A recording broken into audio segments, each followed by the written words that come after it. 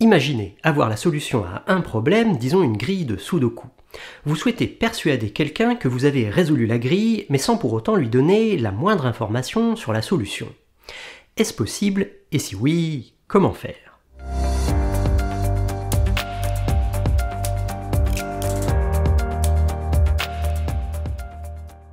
Un épisode ludique aujourd'hui dans lequel on va aborder le concept de Zero Knowledge Proof ou preuve à divulgation nulle de connaissances. On va prendre le Sudoku comme modèle jouet et progressivement se rapprocher de méthodes réellement utilisées en cryptographie. Cet épisode est chapitré, vous pouvez donc trouver ou retrouver les parties qui vous intéressent. Vous avez donc la solution à une grille de Sudoku et votre objectif est de mettre au point un protocole pour m'en convaincre, mais sans me donner la moindre information sur la solution elle-même. C'est-à-dire qu'à l'issue du protocole, j'aurai toutes les raisons de vous croire, mais je n'aurai strictement rien appris à propos de la solution. Même pas un peu, même pas légèrement, statistiquement. La seule chose que j'aurai apprise, c'est que cette grille de Sudoku a effectivement au moins une solution et que vous en connaissez au moins une. De prime abord, tout ceci semble plutôt paradoxal. Pour démontrer avoir la solution à un problème, on a l'habitude d'exhiber effectivement cette solution. Si on se contente de fournir des informations dont on ne peut déduire la solution, on voit mal comment elle pourrait nous convaincre de la connaissance de celle-ci. Et pourtant, c'est possible, et on va voir maintenant un premier protocole pour réaliser cela. Si vous souhaitez y réfléchir un peu par vous-même, il ne vous reste donc que quelques secondes pour faire pause. On retrouve nos protagonistes préférés, Alice et Bob. Alice sera ici celle qui prétend détenir la solution et Bob celui qui doit être convaincu. Notre protocole va utiliser 9 x 9, soit 81 cartes, chacune va jouer le rôle d'une des cases de notre Sudoku. Les valeurs indices, correspondant à l'énoncé du problème, sont initialement reportées sur le dos de leurs cartes respectives. À l'abri du regard de Bob, Alice reporte sur les autres cartes les valeurs de sa solution, puis retourne ensuite ses cartes face cachée. Sur le dos visible des cartes, on ajoute leurs coordonnées, ce qui nous aidera plus tard à les replacer sur leur emplacement d'origine. Bob, qui peut maintenant regarder la table, désigne un secteur du Sudoku, une ligne, une colonne ou un carré 3x3. Alice prend les cartes correspondantes à ce secteur sans les révéler à Bob et les mélange. Une fois le mélange réalisé, elle peut maintenant révéler à Bob ce qu'elles indiquent, mais sans, bien sûr, révéler les coordonnées présentes sur le dos des cartes. Bob peut ainsi vérifier que sur le secteur qu'il avait choisi, l'ensemble indice plus carte solution contient bien tous les nombres de 1 à 9 chacun, une seule fois. Une fois Bob satisfait, Alice reprend les cartes visibles, et sans indiquer à Bob lesquelles vont où, elle les replace face cachée sur leur emplacement initial. Les coordonnées sur le dos des cartes facilitent cette tâche pour Alice, mais surtout démontrent à Bob qu'Alice ne triche pas. Elle remet bien les cartes selon la même disposition que celle initialement choisie par Alice. Bob peut maintenant passer au secteur suivant et procéder de la même manière. Alice prend secrètement les cartes désignées et les mélange, révèle leur contenu à Bob, puis les replace secrètement. Et on continue ainsi de secteur en secteur jusqu'à ce que Bob ait vérifié les 9 lignes, 9 colonnes et 9 carrés 3x3. À l'issue du protocole, Bob est maintenant certain qu'Alice est en possession d'une solution valide, mais n'a strictement rien appris de cette solution qu'il ne savait déjà avant. C'est-à-dire que chaque ligne, chaque colonne et chaque secteur 3x3 présentent tous les nombres de 1 à 9, chacun une fois. Ce premier protocole est idéal dans le monde physique, mais présente une étape qu'on ne pourra pas facilement adapter pour passer à une version dématérialisée du problème. Si vous deviez par exemple échanger des messages informatiques plutôt que de manipuler des cartes physiques, cette étape va vous gêner et il s'agit de l'étape de mélange. Cette étape de mélange est fondamentalement paradoxale, car d'un côté, Alice doit garantir qu'elle ne remplace pas les cartes qu'elle a prises par autre chose, ce qui implique que Bob puisse les suivre à tout instant, et d'un autre côté, le protocole doit garantir que Bob ne puisse pas savoir où se trouvaient précisément sur la grille les cartes révélées, ce qui implique que Bob doit perdre de vue chacune d'entre elles. Heureusement, il est possible d'adapter le protocole précédent pour éviter cette étape de mélange, ce qui nous rapprochera d'une preuve à divulgation nulle typique. Mais ceci va bien survenir avec un certain coût. Pour adapter le protocole précédent et éviter l'étape de mélange, Alice commence par tirer au hasard une permutation secrète des nombres de 1 à 9, c'est-à-dire un remplacement. Par exemple que les 1 seront remplacés par des 8, les 2 par des 7, que les 3 resteront des 3, etc.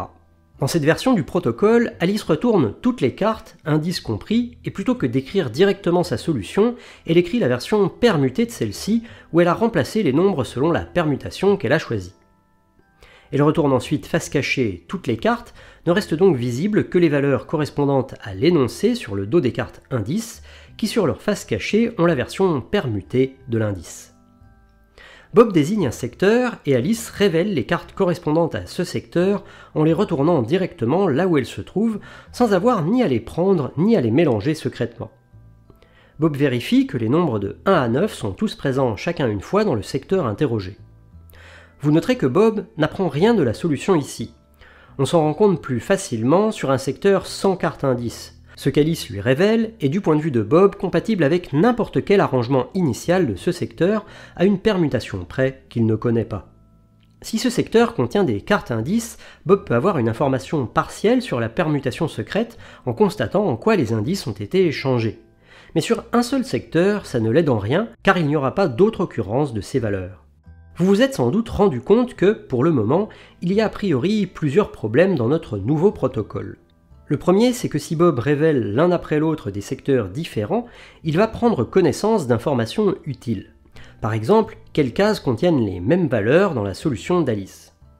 Ce qui amène à un premier gros changement par rapport au protocole précédent. Une fois un défi relevé par Alice, elle retire au hasard secrètement une permutation des valeurs, réécrit à l'abri du regard de Bob une solution entière avec cette nouvelle permutation, et seulement ensuite relève le défi suivant de Bob sur un autre secteur.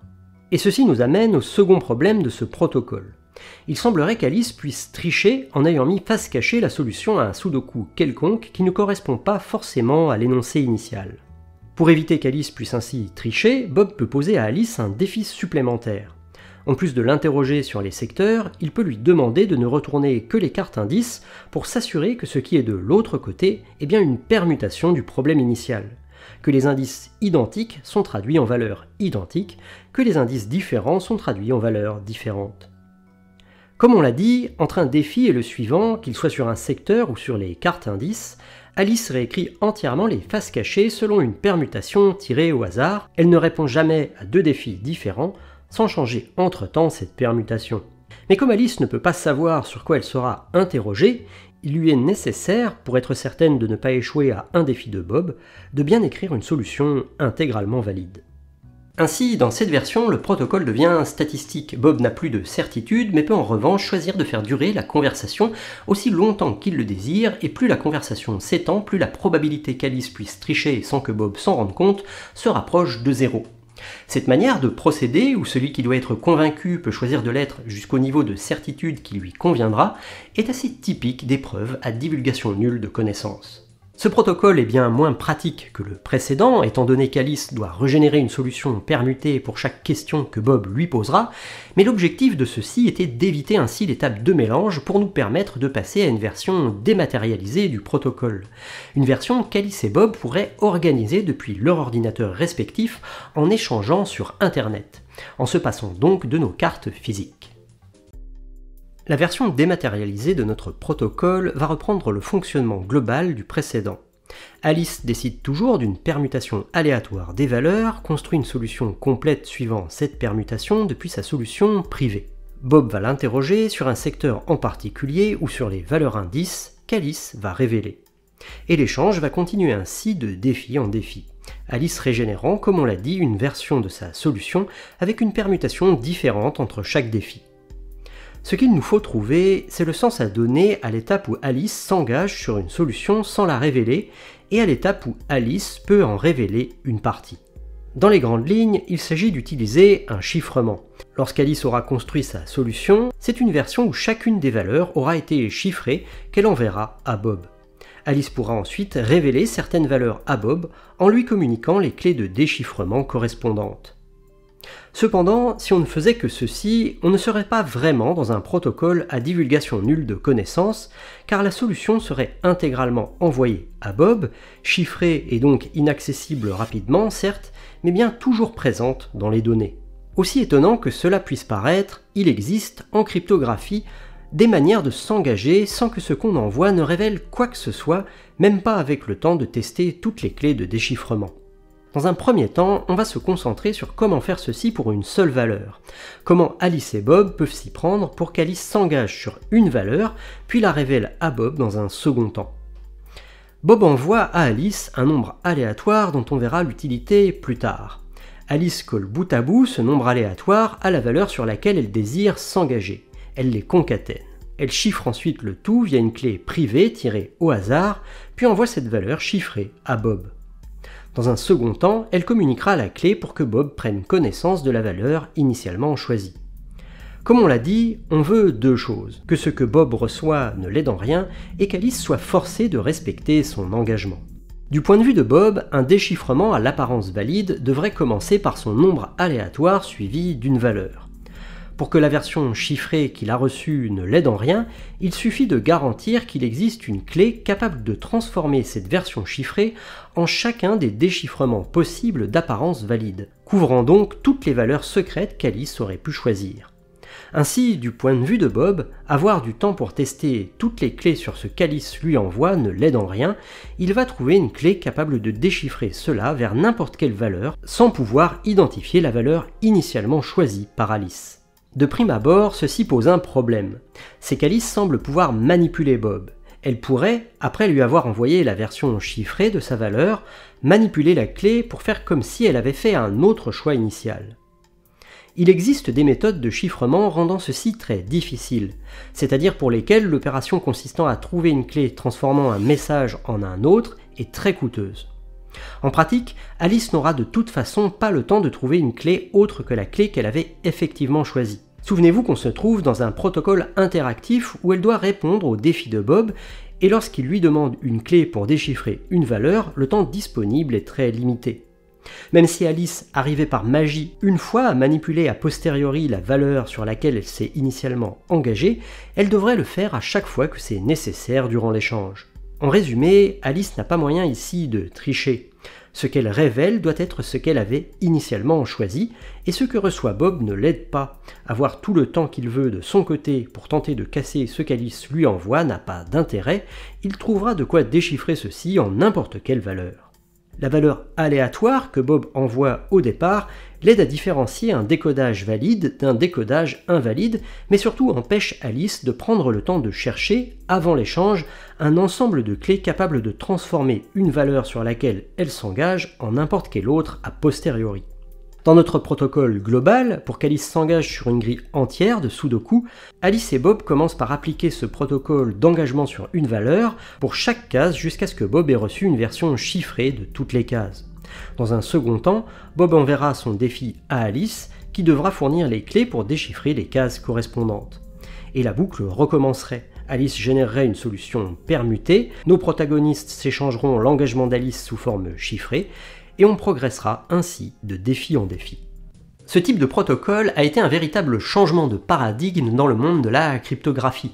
Là où on avait avant des échanges plutôt rigides, où un des protagonistes envoyait par exemple un mot de passe et l'autre en vérifiait la validité, ce qui s'affronte ici, ce sont deux algorithmes dynamiques. Le programme côté Alice, le fournisseur de preuves, a accès à la solution privée d'Alice et l'utilise pour générer et envoyer ce qu'on appelle des engagements, démontrant la détermination d'une solution complète avant de connaître la question qui lui sera posée. Le programme côté Bob, le vérificateur, réceptionne ces engagements, répond par des défis et vérifie les réponses d'Alice à ces défis. Dans une preuve à divulgation nulle de connaissances, ces deux programmes, fournisseurs de preuves et vérificateurs, s'affrontent ainsi en suivant cette boucle aussi longtemps que le vérificateur l'estime nécessaire. Vous vous demandez peut-être quand est-ce que ce type de preuve est possible ? Eh bien, quasiment toujours. Parmi les problèmes mathématiques, il y a ceux qu'on range dans ce qu'on nomme la classe NP. Il s'agit de l'ensemble des problèmes dont la solution est rapidement vérifiable si vous la connaissez. Un représentant typique de cette classe est le problème de 3 coloriages. On vous donne un graphe et votre objectif est de choisir la couleur de chaque nœud, parmi 3 possibles, en faisant en sorte qu'aucun nœud voisin, c'est-à-dire relié par un arc, ne soit de la même couleur. Sur certains graphes, il peut être très difficile de trouver un tel coloriage, mais si à l'inverse on vous montre un coloriage, vous pouvez rapidement dire s'il est valide ou non. Lorsque vérifier la validité d'une solution à un problème est comme ici rapide, le problème est par définition dans cette fameuse classe NP. Ce que deux résultats de 1985 et 86 ont montré, c'est qu'il existe des protocoles à divulgation nulle de connaissances pour tous les problèmes de cette classe NP. C'est-à-dire que si vous avez la solution à une instance de l'un des problèmes, qu'il s'agisse d'un sudoku, d'un 3-coloriage ou encore d'un autre problème NP, alors il y aura moyen de mettre au point un protocole à divulgation nulle de connaissances pour convaincre un tiers que vous avez effectivement cette solution sans lui communiquer la moindre information dessus. Pour démontrer un tel résultat, voici comment globalement on s'y est pris. Comme on l'a brièvement évoqué, il y a des problèmes de la classe dite NP, ceux pour lesquels on peut rapidement vérifier la validité d'une solution. Parmi ceux-ci, il y a des problèmes un peu particuliers, les problèmes NP complets. Ils sont particuliers car lorsque vous avez un problème NP quelconque, il est toujours possible de le transformer rapidement en un problème NP complet. C'est-à-dire se ramener facilement à la résolution d'un problème NP complet de votre choix, plutôt que de résoudre directement le problème initial. Un problème de 3 coloriages de graphes est un de ces problèmes NP complets. Et donc si vous avez un autre problème NP, vous pouvez facilement le modifier pour en faire un problème de 3 coloriages, tel que la solution à ce dernier vous donnerait la solution à votre problème initial. Si vous désirez avoir davantage d'informations là-dessus, je vous renvoie à mon épisode sur la question P égale NP, qui contient un exemple concret de ce que veut dire transformer un problème en un autre. J'y montre comment convertir un problème de satisfaction de formule logique justement en un problème de 3 coloriages. Pour cet épisode, il suffit de savoir que c'est possible, que n'importe quel problème NP peut se transformer en un problème NP complet de votre choix, et on peut prendre comme référence le 3 coloriages. Ainsi, pour démontrer qu'il existe une preuve à divulgation nulle de connaissances pour n'importe quel problème NP, il vous suffit d'exhiber une preuve à divulgation nulle de connaissances pour le 3 coloriages, c'est-à-dire un protocole démontrant que vous avez un 3 coloriages valide d'un graphe donné, mais qui ne donne aucune information sur ce 3 coloriages. C'est en fait très similaire, voire plus simple que pour notre exemple du sudoku. Alice a donc une solution pour 3 coloriés, un graphe donné, et veut en convaincre Bob sans rien lui indiquer sur cette solution. Elle tire au hasard une permutation des 3 couleurs autorisées, produit la version permutée de la solution qu'elle connaît et cache les colorations des cases. Bob va désigner 2 cases voisines comme défi, et Alice révèle ces cases que Bob pourra constater être de couleurs différentes. Comme précédemment, entre un défi et le suivant, Alice génère une solution entière via une nouvelle permutation des couleurs. De défi réussi en défi réussi, Bob convergera vers la certitude qu'Alice détient bien une solution sans rien avoir appris sur celle-ci, à l'exception de ce qu'il savait déjà au départ, c'est-à-dire que dans un 3 coloriages valide, 2 nœuds voisins sont de couleurs différentes. Et comme tout problème NP pourrait se transformer en un problème de 3 coloriages, il existe un protocole à divulgation nulle de connaissances pour toute instance de problème NP pour lequel vous avez la solution. Les preuves à divulgation nulle de connaissances ne sont pas qu'une simple curiosité, mais sont un élément central en cryptographie moderne. On peut citer leur utilisation autour de la technologie de la blockchain, essentielle dans les systèmes de crypto-monnaie. Il devient possible d'assurer la validité d'une transaction sans pour autant fournir de détails sur les sommes en jeu ou sur ce qui a été effectivement acheté, ce qui permet de trouver un équilibre entre sécurité et vie privée. Un autre exemple concerne certaines gestions de mots de passe. Il est possible d'utiliser un protocole à divulgation nulle pour démontrer que vous connaissez la clé privée associée à une clé publique, ce qui permet de vous identifier. Utiliser un tel protocole permet de faire ceci sans que ne transite par le réseau la moindre information concernant cette clé privée, même pas sous forme dérivée. Que ce soit un tiers qui vérifie votre identité ou un hacker écoutant vos échanges avec celui-ci, ni l'un ni l'autre ne dispose de possibilités mathématiques pour gagner la moindre information sur cette clé privée. On peut finir par un dernier exemple, celui des systèmes de vote électronique. Utiliser un protocole à divulgation nulle permet de faire en sorte que n'importe quel citoyen puisse prendre le rôle du vérificateur et constater que le vote est valide, qu'il n'y a pas de bulletin en double et que le sien a bien été compté. Là encore, sans révéler la moindre information sensible sur le contenu des votes eux-mêmes. Cet épisode est maintenant terminé, j'espère qu'il vous aura plu. De mon côté, je trouve les preuves à divulgation nulle de connaissances totalement fascinantes. Comme d'habitude, vous pouvez soutenir la chaîne sur Tipeee ou selon ma formule consacrée en partageant les épisodes qui vous plaisent aux personnes à qui ils peuvent plaire.